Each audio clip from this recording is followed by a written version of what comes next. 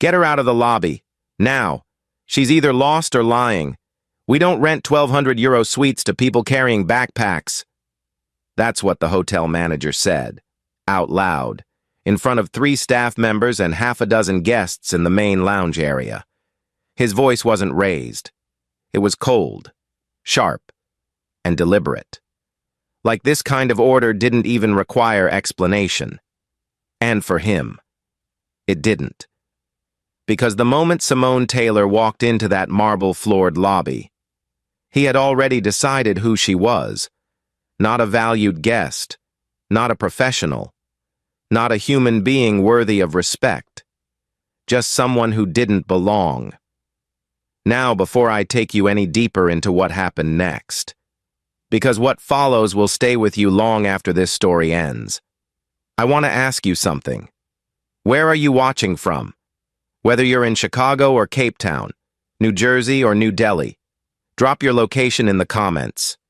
We love seeing this community come together from around the world.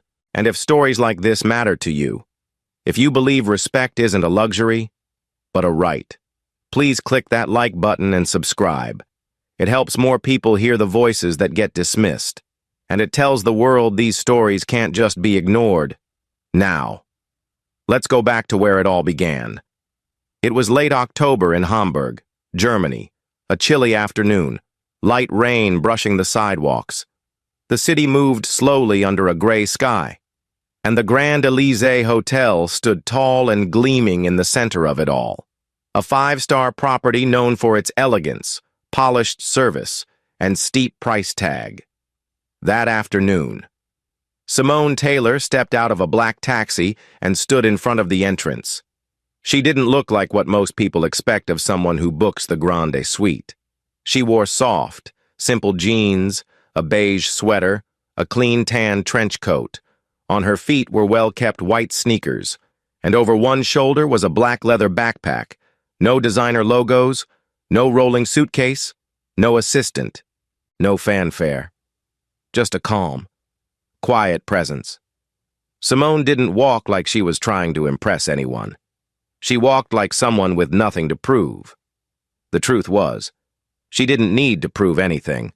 She had already earned it. Simone was 42 years old, a businesswoman from the United States, and, though no one in the hotel knew it yet, the new majority owner of Royal Circle Group, the international company that had just purchased the Grand Elysee and 11 other luxury hotels across Europe. But today, she was there under one name, one reservation, and one purpose: to observe. No one knew she was coming. She booked the hotel through the official website, paid in full. €1,180 for the Grande Suite, top floor, park-facing, with executive lounge access. She didn't call ahead, didn't mention her role. She wanted to see how her staff treated people they didn't recognize, how they handled strangers who walked in without status on their sleeves. So when she stepped through those glass doors, she watched everything. The silence at the front desk, the glances, the way the blonde receptionist, Anya, barely looked up before assuming she was lost. "Do you need directions?" Anya asked, without even greeting her. "No," Simone said gently. "I have a reservation. Simone Taylor." The name didn't seem to register. Anya's eyes moved from Simone's coat to her shoes, then back to her face. No smile, no welcome, just quiet suspicion. "One moment," Anya murmured, then turned to the screen. That's when Klaus Ritter appeared, the general manager, mid-50s, silver at the temples, tailored suit, and the kind of confidence that comes from never being questioned. He walked over, looked Simone up and down, and without even acknowledging her, leaned toward Anya and said, "Get her out of the lobby. Now. She's either lost or lying. We don't rent €1,200 suites to people carrying backpacks." Simone heard every word. He hadn't whispered. He didn't care if she heard. That was the part that stayed with her. He didn't even consider the possibility that she was exactly who she said she was. She looked him in the eye and repeated, calmly, I'm Simone Taylor. I booked the Grande Suite. And I have the confirmation here. Klaus narrowed his eyes. We'll see, he muttered, then snatched the printed confirmation from her hand. After typing for a moment, he froze, then looked again at the screen. Her name was there, clear as day. The reservation was valid, but instead of apologizing, Klaus turned to Anya and said, "Assign her a standard double on the 3rd floor. No view, no lounge access." "But she's booked," Anya began, but he cut her off. "It's fine. She'll be fine." Simone didn't argue. She took the key card from the desk, gave Anya a quiet thank you, and walked toward the elevators. Not one apology, not one word of welcome, just stares, cold and dismissive. As she rode up to the 3rd floor in silence, Simone pulled out her phone, opened a secure message thread, and typed 6 words. They failed the test. Next steps? She didn't hit send. Not yet. She was still watching, still deciding. But in her mind, something had already shifted. What she had seen in the first 10 minutes told her more about this hotel than any meeting or report ever could. And what was coming next? Let's just say it would be something none of them were prepared for.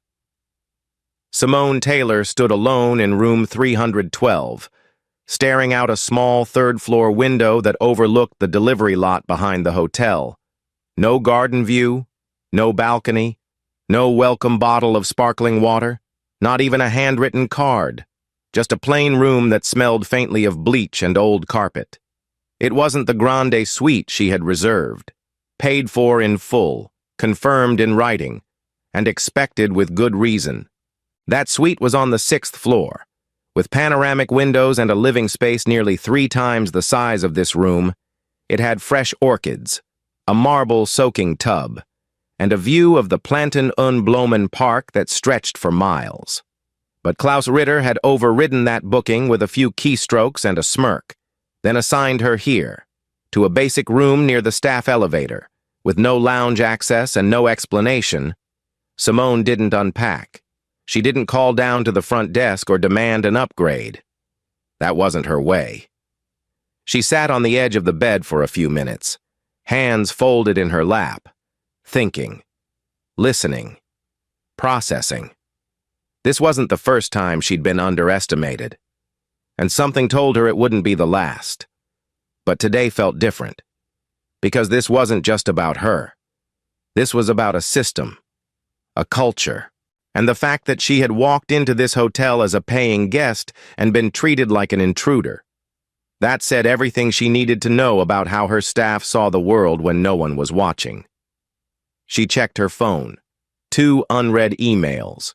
One from her assistant confirming that Sabine, the regional director, would be reachable all day.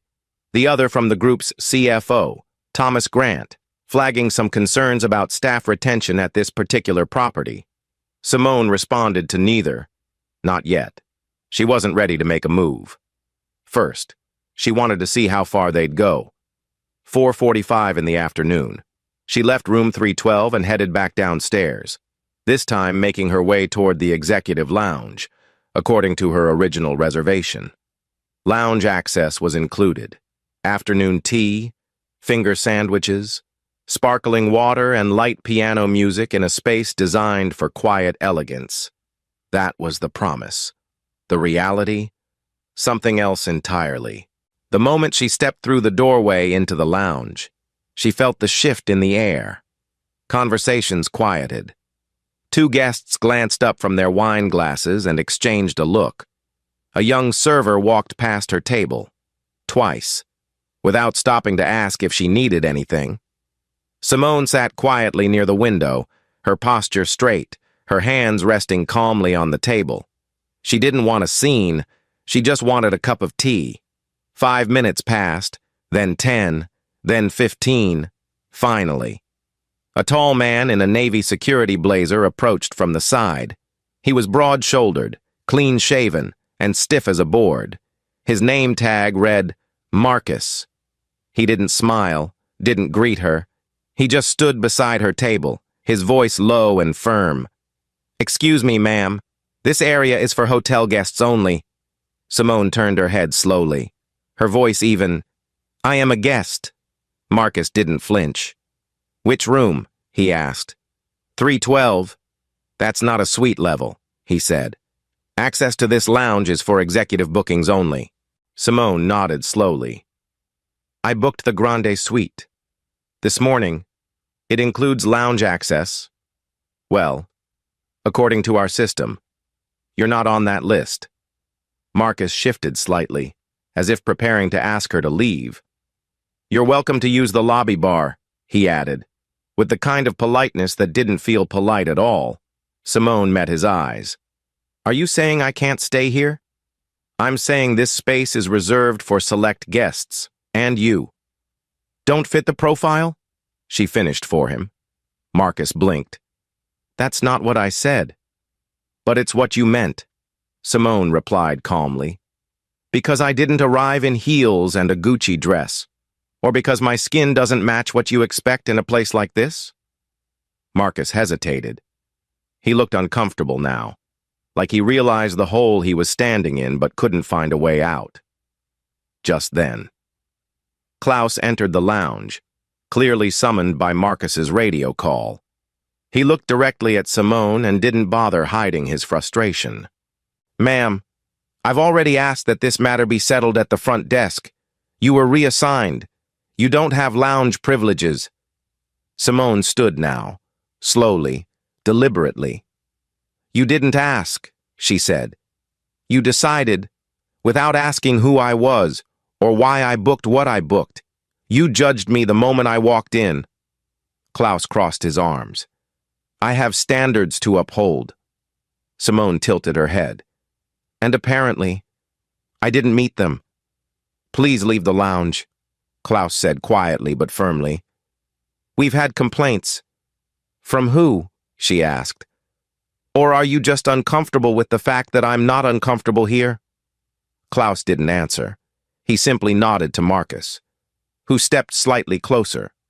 Not threatening, but not gentle either. Simone looked around the room. Every guest was watching now. Not one spoke up. Not one offered help. Not even a look of apology. Just silence.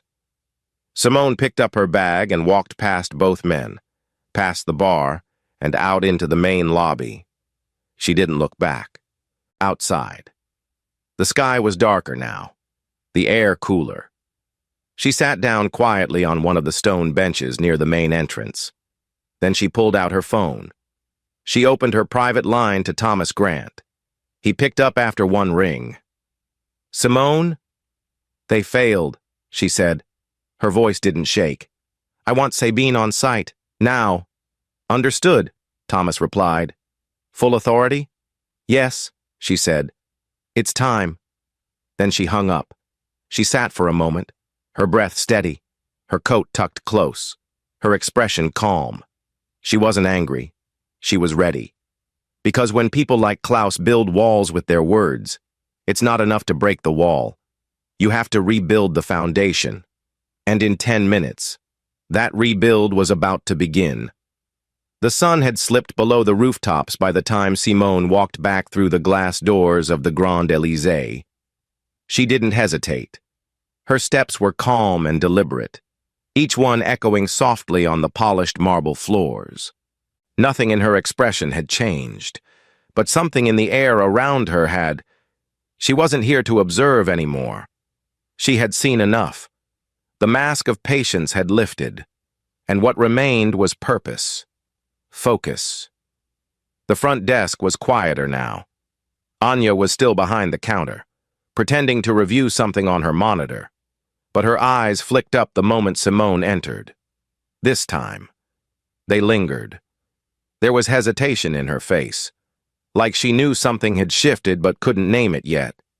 Simone didn't approach her. She simply passed the desk without a word, walking straight into the main lobby as if she owned the place. Because in truth, she did. A few feet behind her. The revolving door turned once more, and a second figure stepped inside. It was Sabine Keller, Regional Director of Operations for Royal Circle Group. She was dressed in a navy coat and gray scarf, her briefcase in hand, expression unreadable. The staff didn't know her by face, only by reputation. But by the time she crossed the lobby, every employee in sight could feel it. Something big was unfolding, and they were all about to be caught in it. Sabine walked directly to Simone and handed her a folder without saying a word. Simone opened it briefly, scanned a document, and gave a single nod. Then she turned toward the front desk and raised her voice, just enough to carry, "Mr. Klaus Ritter," she said evenly.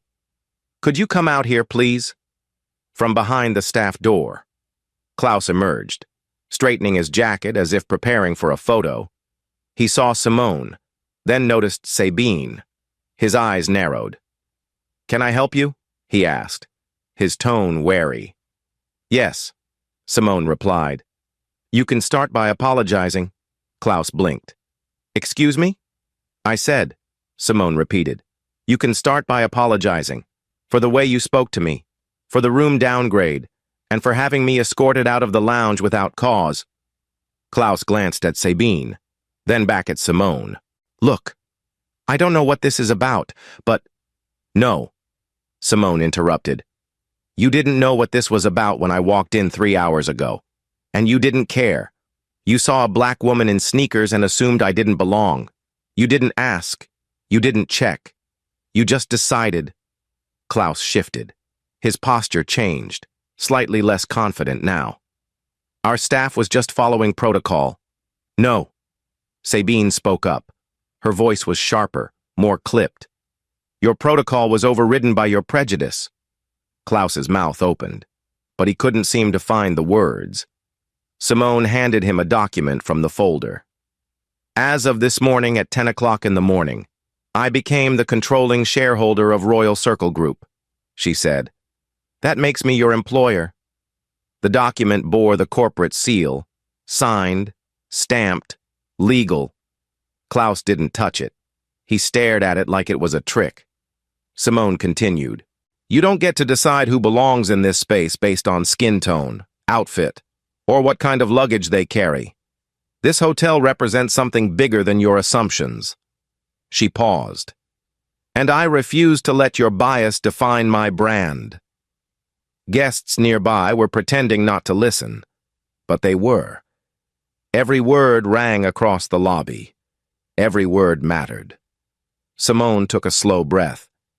"Effective immediately. Klaus Ritter, your position as general manager is terminated. You are to vacate this property within the next hour. HR will follow up regarding severance." Silence.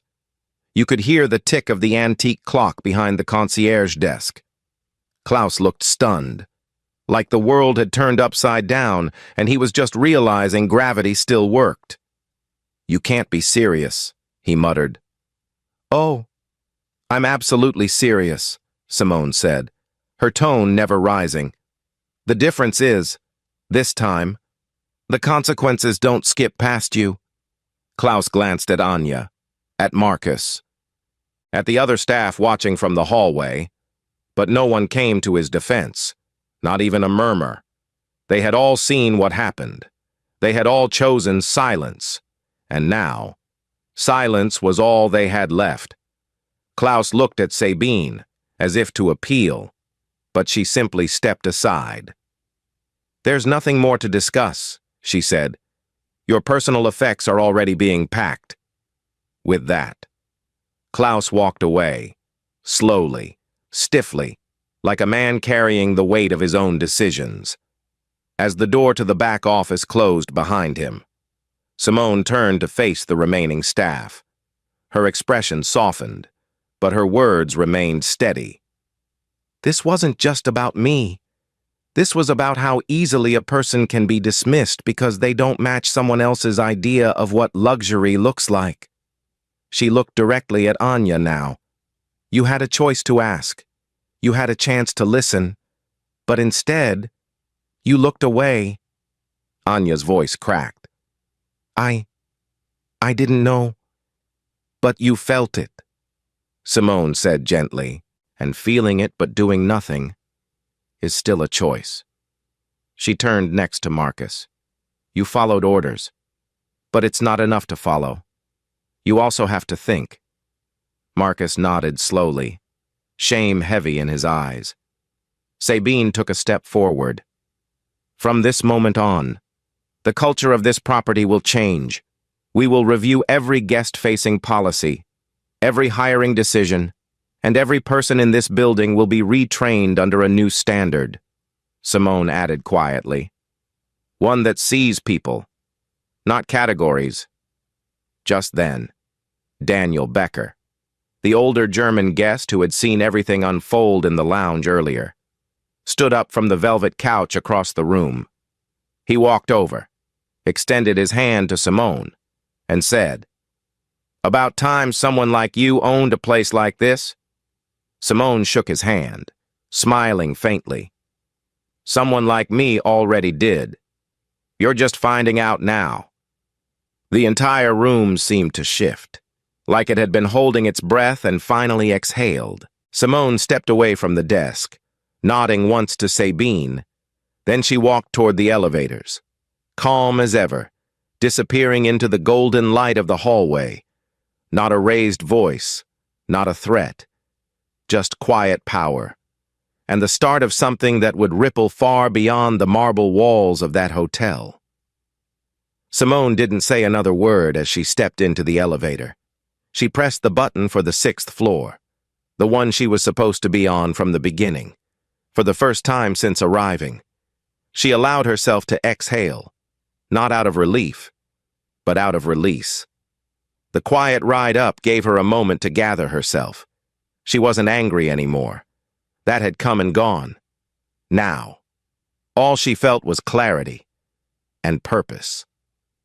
The elevator doors opened to the penthouse corridor, softly lit and lined with polished oak panels. 2 staff members were already waiting at the door of the Grand Suite. Elena, the housekeeping supervisor, and Murat, the young doorman who had greeted her that afternoon. They both looked nervous but hopeful, unsure whether to speak first. Elena stepped forward, hands folded. "We've reset the room for you," she said quietly. "Fresh linens, windows opened, fruit tray on the table." Simone nodded. "Thank you," she said softly. "And thank you both for treating me with decency earlier. That shouldn't be rare, but it is." Murat looked down, almost embarrassed by the compliment. Elena simply said, "It wasn't hard. You came in like someone worth listening to. I just wish others had seen that sooner." Simone smiled, just a little, and entered the suite. The air inside was warmer, brighter. She walked past the entryway, through the lounge area, and paused at the window overlooking the park. The trees were dark against the fading sky, streetlights just beginning to glow beneath them. It was beautiful, peaceful, but not enough. Not yet. She turned, took off her coat, and placed it gently over a chair. Then she opened her laptop, connected to the secure company portal, and began drafting a formal incident memo, not out of retribution, but for documentation. Facts mattered, patterns mattered, and the chain of assumptions that led to today's humiliation needed to be broken publicly, not just privately. Meanwhile, downstairs, the staff gathered in the small employee briefing room. Sabine had called an emergency team meeting. No script, no agenda, just truth. Anya sat near the back, her face pale, fingers fidgeting. Marcus stood by the door, arms crossed, avoiding eye contact. Sophie Laurent, the head of housekeeping, sat near the front with a tight expression that said she'd seen this day coming for a long time. Sabine stood in front of them, calm but firm. "What happened today," she said, "was not an isolated mistake. It was a culture speaking through the mouths of individuals, a culture we tolerated for too long." The room stayed silent. Sabine continued. "We judged a guest by her skin, her clothes, her silence, and worse. We dismissed her twice, once at check-in, once in the lounge, and we would have kept going if she hadn't stopped us. She paused, scanning their faces. Her name is Simone Taylor. She's not just a guest. She's the new owner of this hotel, and 11 others across Europe. Audible gasps followed. A few heads dropped. Sabine raised her hand. That's not the part that matters. What matters is this. She never asked for special treatment. She expected the basics: respect, honesty, fairness, and we couldn't deliver. She gave them a moment, then added, "Things change now, starting tonight."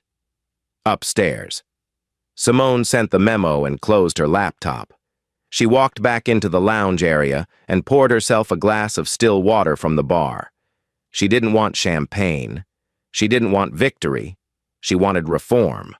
She wanted a different standard. A knock at the door broke the silence. Murat stood outside, holding a folder. "Miss Taylor," he said carefully. "Ms. Sabine asked me to bring this to you. It's the preliminary guest conduct policy. She said she'd like your eyes on it before it goes to corporate." Simone accepted the folder and nodded. "Thank you, Murat, and thank you again for not looking through me earlier." Murat hesitated. "Honestly," he said, "you reminded me of my aunt. Strong, quiet, knows what she's doing. She gets treated the same way back home." That hit her. Not because it surprised her, but because it didn't. "You deserve better," she said. "So does she." Murat nodded and stepped away. Simone opened the folder and scanned the draft policy. Clearer training requirements, mandatory anti-bias evaluations, new onboarding scripts for frontline staff, but she added a note of her own at the top. "This isn't about policy. It's about instinct. Until we change how people see each other, rules will always be the second layer." Back downstairs. Sabine addressed the staff one final time. "There will be no mass firings today," she said plainly. "This isn't a punishment meeting. It's a turning point." Anya raised her hand, slowly. "What do we do now?" Sabine nodded. "You rebuild trust, with each other, with our guests, and with the person we failed today." Marcus finally spoke. "Will she be staying long?" Sabine paused. "Long enough to see the beginning of what comes next." That night, Simone sat in her rightful suite. Lights dimmed, city glowing outside her window. She didn't write a public statement. She didn't tweet. She simply looked out over the rooftops and whispered to herself, "This isn't the end of a bad day. It's the beginning of a better culture." And somewhere below her, in the now quiet lobby, the foundation of that culture had just begun to shift. By sunrise, the Grand Élysée Hotel had already begun to feel different, though few could name exactly why. There was no announcement, no banner strung across the front door, and no camera crew in the lobby. But something about the energy in the air, the way the staff walked, the way the guests were greeted, felt sharper, softer, more awake. Upstairs in the Grande Suite, Simone had been up since 6 a.m. She wasn't sipping cappuccino on the terrace or lounging in the marble bathtub. She was seated at the desk, sleeves rolled up, her laptop open, and a stack of documents spread across the table. The new guest experience report, the old internal training manual, the original acquisition papers, all side by side. Simone didn't believe in symbolism. She believed in structure, and today, she was building one. At precisely 7:30, she stood and changed into a crisp navy blazer, dark jeans, and black loafers. Nothing flashy, just sharp enough to say, "I'm not here for comfort. I'm here for work." Downstairs, Sabine was already in the staff conference room, prepping the morning orientation. It wasn't mandatory, and it wasn't framed as punishment. It was called Reintroducing Hospitality, a new approach, A clean reset. Anya was the first to arrive. Hair pulled back, eyes tired but determined. Marcus followed 5 minutes later. Then Sophie. Then 2 bar staff. Then housekeeping. By 7:55, the room was nearly full. That's when Simone entered, not flanked by assistants, not introduced with titles, just walking in, holding a leather folder, her presence quiet but magnetic. The room hushed. Sabine stepped aside. Simone stood in front of the room, set the folder on the podium, and looked at every face. "I'm not here to repeat what happened yesterday," she began. "You already know. And some of you lived it." She paused. "I'm not here to embarrass anyone either. I'm here because what happened wasn't just wrong. It was predictable. And predictable is unacceptable when we say we're in the business of care." No one shifted. No one looked away. She had their attention. Simone continued. "Most of you have never worked for someone like me. I get it. Most of you have probably never seen someone like me walk through that front door and be handed a suite key without question. But that's the problem. That's the system we've accepted. And that's the system that ends today." Her voice didn't rise, but her words hit hard. They didn't accuse. They revealed. "This isn't just about race," she added. "It's about the reflex we have when someone walks in and we don't know where to place them. When their coat isn't expensive enough, or their accent doesn't match our expectations, or they don't behave like the guests we've grown used to serving. The truth is, you've all been trained in rules, but you've rarely been taught how to see people." That line landed with weight. A few eyes dropped. A few faces tightened. But no one interrupted. Simone opened the folder, pulled out a single page, and held it up. "This," she said, "is a draft of something new. It's called the Human Standard, and it's not about sales or brand scores. It's about how we speak, how we respond, how we stop ourselves from making someone feel small just because we don't recognize them." She walked slowly across the room as she spoke, not pacing, just present. "Under this new initiative, every employee in this hotel, from housekeeping to front desk to management, will receive training in empathy, bias recognition, and responsive listening, not once, not yearly, but as part of your DNA." She stopped, turned, and looked directly at Anya. "You may never have meant harm, but silence can hurt more than shouting." Then she looked at Marcus. "You didn't lay hands on me, but you stood in my way. Twice." She returned to the front. "We all have blind spots. I do too. But leadership means shining light on them instead of pretending they're not there." Sabine stepped forward now, holding a binder.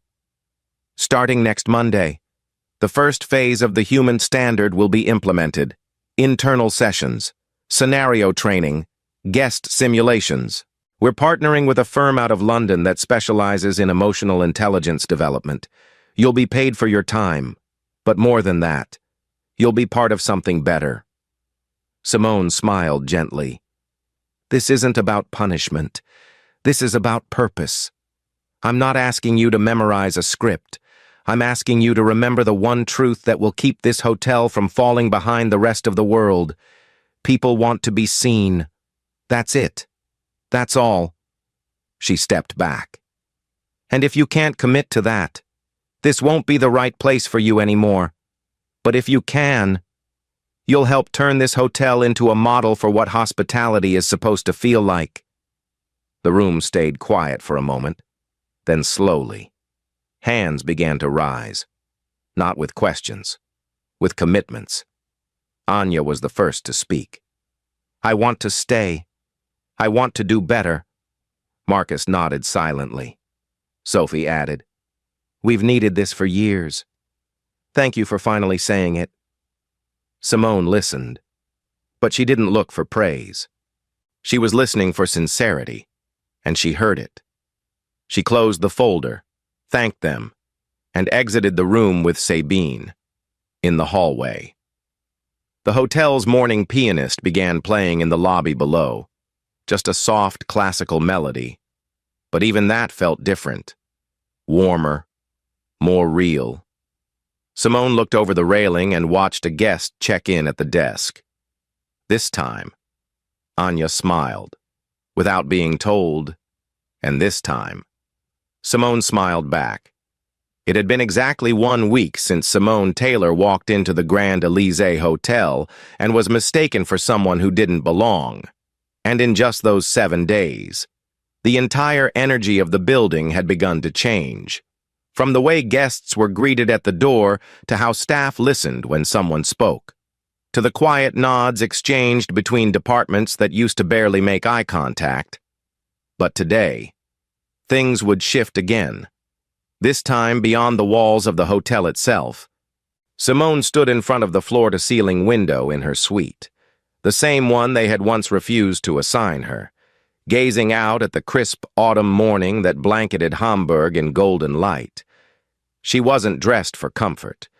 She wore a fitted charcoal blazer over a soft gray turtleneck, black trousers, and low heels. No flashy jewelry, no makeup beyond a little balm and a stroke of mascara. She didn't need anything else. She had clarity. And today, she had a message. At 9 o'clock in the morning sharp, she walked down to the main ballroom, where Sabine and a small AV crew had been preparing for a quiet live stream. No press release, no flashy event, just a clean white backdrop, 2 chairs, and a camera. Simone had asked for it that way. This wasn't a performance, it was a reckoning. By 9:10, the live stream was active across all 12 Royal Circle properties, visible on internal monitors in every staff room, guest lounge, and corporate office from Hamburg to Madrid. It was also quietly posted to the Royal Circle homepage, where it would be archived permanently. Simone sat down, folded her hands on her lap, and began speaking. Not from a script, but from the place inside her that had learned how to speak when the world tried to silence her. "Good morning," she said. "Some of you don't know who I am, and some of you think you already do. My name is Simone Taylor.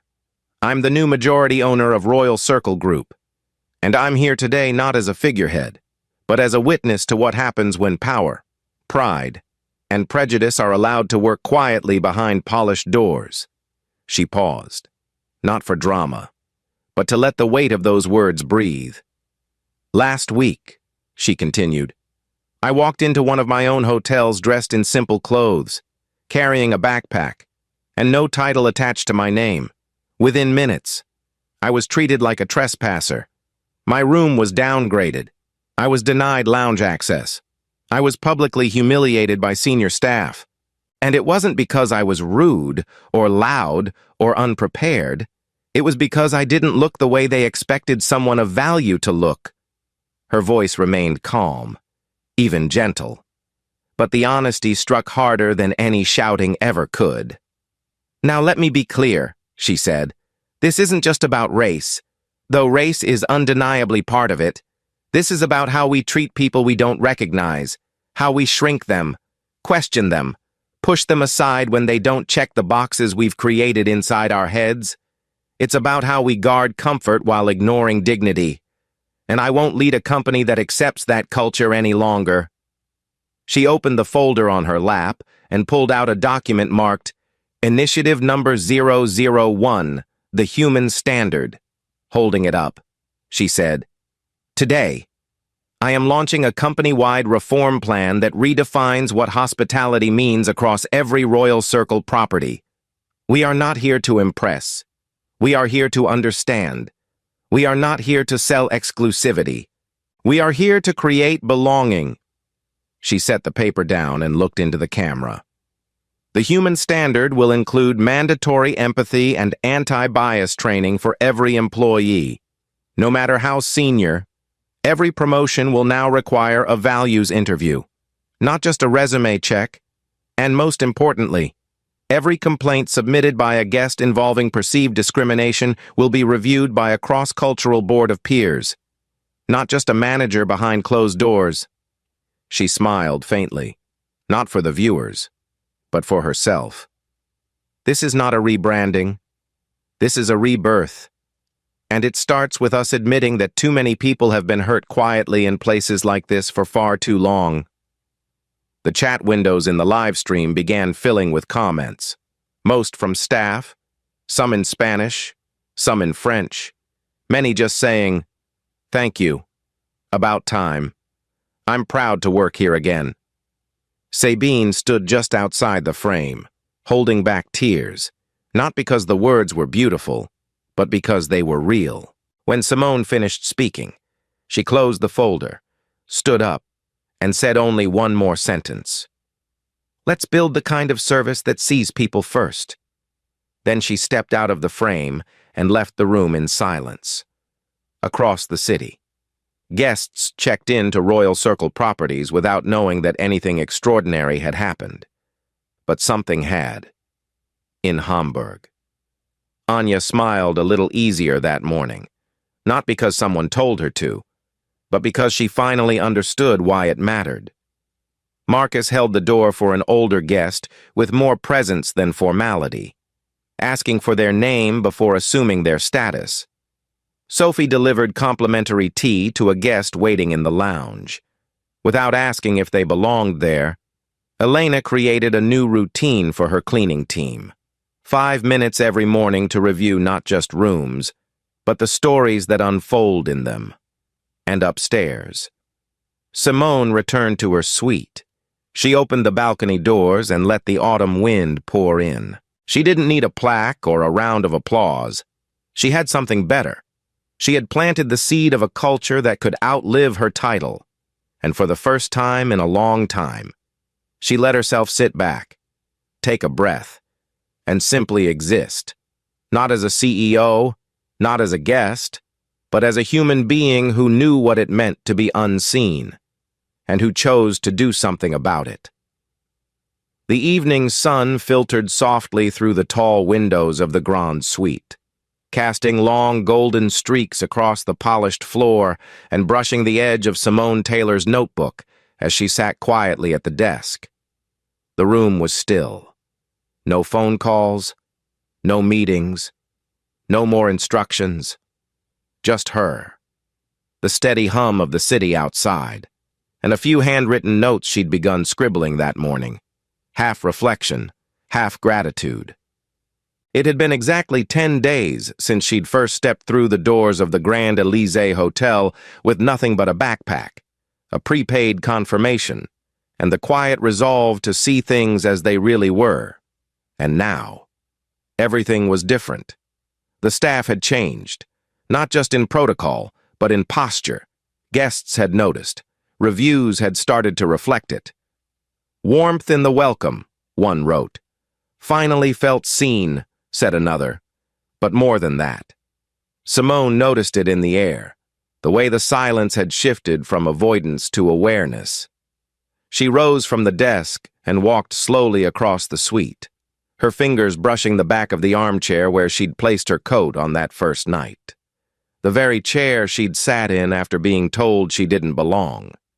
Funny how something so painful could become a place of strength when you refuse to carry it alone.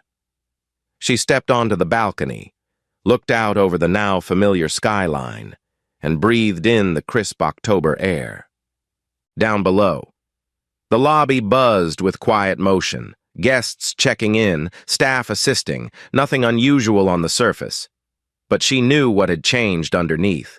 She'd seen it, felt it, helped shape it, and not through force, through presence, through consistency, through showing up as herself when others might have shouted, left, or sued. That choice didn't make her weak. It made her unforgettable. A knock on the suite door pulled her back inside. When she opened it, Murat stood there with a smile that now came naturally. In his hands was a simple white envelope. "It just arrived from corporate," he said. "But I think you already know what's inside." Simone smiled. "Thank you, Murat. Truly." He nodded and walked away, no longer nervous, no longer unsure of how to act. He didn't see her as a mystery anymore. He saw her as someone who changed his life without raising her voice. Back inside. Simone opened the envelope and unfolded the letter. It was official. Royal Circle Group had adopted the human standard as a permanent operating model across all 12 of its European properties. The board had unanimously approved it, something unheard of in their history. But what moved her more was the last sentence, handwritten in the corner by Thomas Grant, the CFO. It read, "You didn't just lead, you taught us how to listen again." Simone sat for a long moment, letting the words settle. She wasn't someone who chased recognition, but being understood, that mattered more than applause. She glanced at the framed photo she kept in her bag, now placed gently on the suite's side table. It was of her mother, taken on a summer day in Atlanta decades ago, smiling with a kind of strength that didn't need explaining. Her mother had worked as a hotel cleaner for 28 years, wore a uniform, took the bus, was never thanked by name. Simone thought of her often, not out of sadness, but as a compass. Everything she had done here, she had done with her mother in mind. She whispered, almost to herself, "I hope you see this." A soft knock came at the door again. This time it was Sabine, holding a tablet. "Sorry to interrupt," she said gently, "but we've received over 600 messages from staff across Europe in the last 24 hours. They want to know if you'd consider recording a message. Not corporate, just you." Simone looked at her, surprised. What would I even say? Sabine paused. Whatever you said to yourself that made you stay? That struck something deep. Simone nodded. Give me 10 minutes. Sabine left, and Simone sat back down at the desk, flipping to a fresh page in her notebook. She didn't prepare a speech. She didn't need one. When the camera rolled, she looked into the lens with the same calm, grounded energy that had carried her through every confrontation, every moment of disbelief, and every small victory since this journey began. And she said this: "There will be times in your life when someone decides who you are before you even speak. They'll look at your shoes, your skin, your silence, and draw conclusions before you get a chance to show your worth. But here's what I've learned. You don't have to shout to be heard. You don't have to prove anything to people committed to misunderstanding you. What you have to do is stay true, stand tall. And when the moment comes, don't raise your voice. Raise your standard." She smiled, gently. The world doesn't change because we demand it. It changes when we lead it differently, quietly, consistently, human to human. She paused, then closed with a final line that would echo across every hallway, training room, and memory of those who heard it. Respect isn't something you give because someone looks the part. It's something you give because they're a person, and that should always be enough. The recording ended, and with it, the final chapter of a quiet revolution led not by power, but by principle. Simone stood up, closed her notebook, and looked around the suite one last time, not as the woman who had once been denied a room here, but as the one who rewrote the rules. She walked out without fanfare. No cameras followed, no applause, just a quiet lobby full of people who now understood. Leadership doesn't look like who's standing at the front. It looks like who's willing to walk through the door, even when no one wants to open it. Thanks for watching. If this story spoke to you, please like, subscribe, and share. More stories are coming, real, powerful, and human. Until next time, take care.